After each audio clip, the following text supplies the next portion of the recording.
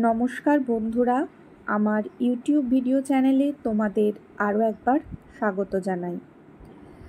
আজকে তোমাদের সাথে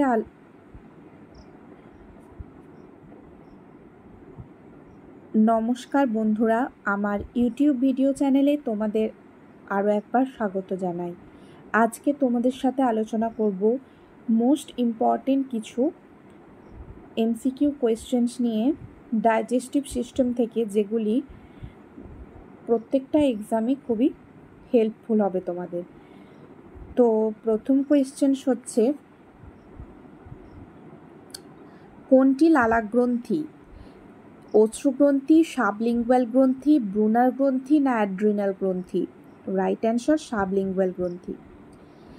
নেক্সট, কোনটি লালাগ্রন্থি নয়? সাবম্যাক্সিলারি, প্যারোটিড, সাবলিঙ্গুয়াল না অশ্রুগ্রন্থি? রাইট অ্যান্সার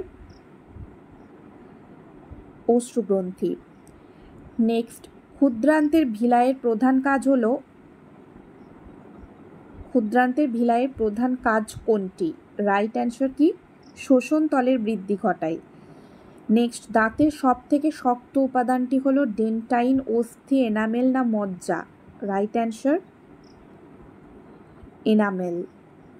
নেক্সট, অন্ত্রনালী প্রাচীরের বিচলনকে কি বলে? ডায়াস্টল, সিস্টল, মেটাক্রোনাল না ক্রমসংকোচন? Right answer ক্রমসংকোচন।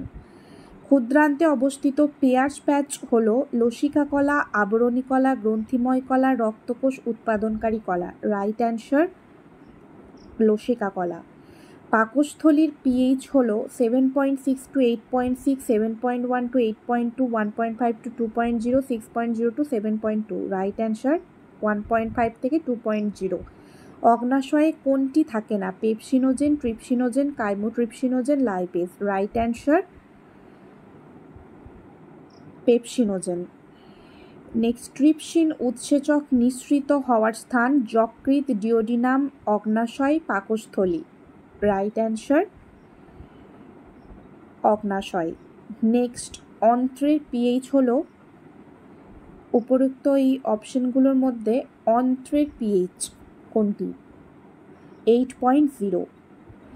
যে অংশে ব্রুনার গ্রন্থি পাওয়া যায় সেটি হলো বৃহদন্ত্র, ডিওডিনাম, ইলিয়াম, পাকস্থলী? রাইট অ্যান্সার ব্রুনার গ্ল্যান্ড দেখা যায় ডিওডিনামে। নেক্সট, লালারসের পিএইচ 8.0, 9.5, 7.0 না 6.5? লালারস সামান্য আম্লিক, তো রাইট অ্যান্সার 6.5। টায়ালিন এক প্রকার উৎসেচক যা থাকে পাকস্থলী রসে, আন্ত্রিক রসে, অগ্নাশয় রসে না লালারসে? টায়ালিন এই এনজাইমটা থাকে রাইট অ্যান্সার লালারসে। নেক্সট, লাইসোজাইম উৎসেচক পাওয়া যায় লালারসে, উভয় লালারস এবং অশ্রুতে না মাইটোকন্ড্রিয়ায়? তো রাইট অ্যান্সার হচ্ছে উভয় লালারস এবং অশ্রুতে। পেপসিন ক্ষরিত হয় পাকস্থলীতে, ক্ষুদ্রান্তে, গোনাডে না যকৃতে? তো পেপসিন কোথায় থেকে ক্ষরিত হয়? তো এটার রাইট অ্যান্সার হচ্ছে পাকস্থলীতে।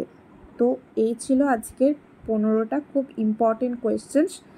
তো অনেকটা সময় নিয়ে বলিনি, খুব সামান্য সময়েই, যেহেতু প্রত্যেকটা কোয়েশ্চেন্স বা এরপরও আরও কোয়েশ্চেন্স আসছে, পুরোটা যাতে কভার হয়, যার জন্য।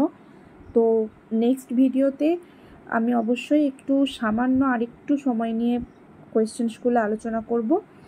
তো চ্যানেলটিকে তোমরা কিন্তু অবশ্যই সাবস্ক্রাইব করে পাশে থাকবে। Thank you all.